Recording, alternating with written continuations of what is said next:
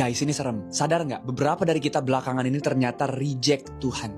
Kita tolak dia. Masa sih bang, gue selama ini terima Yesus kok sebagai Tuhan dan Juru Selamat? Yes, kamu terima Yesus sebagai Tuhan dan Juru Selamatmu. Tapi kamu tolak tawaran dia untuk punya hubungan pribadi denganmu. Ya, Tuhan mau. Dan dia pengen punya hubungan pribadi yang dalam sama setiap anak-anaknya. Dan secara gak sadar kita tolak itu. Kamu gak mau kehidupan personalmu terganggu. Kamu tahu kamu masih menyimpan kegelapan dalam hatimu. Makanya kamu jaga jarak sama Tuhan. Supaya kegelapan yang kamu simpan, yang kamu kubur dalam-dalam, gak tersingkap oleh terangnya Tuhan.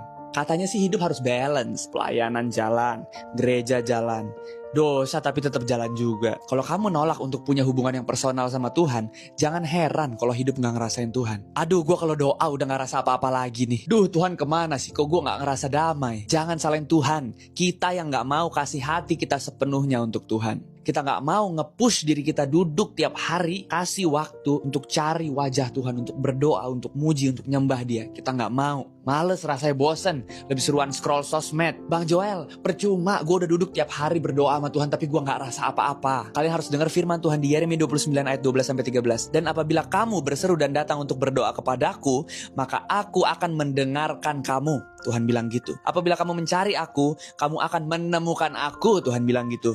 Apabila kamu menanyakan aku dengan segenap hati. Perasaanmu saat berdoa itu bukan penentu Tuhan dengar atau enggak doamu. Mau kamu rasa dia gak dengar, dia dengar tetap. Kadang kita udah berdoa tapi kondisi belum berubah. Tapi kita harus percaya dengan iman kalau Tuhan sudah bekerja. Dan Tuhan gak perlu validasi perasaan kita untuk bekerja. Tuhan gak butuh kita tahu semua yang dia lagi lakukan.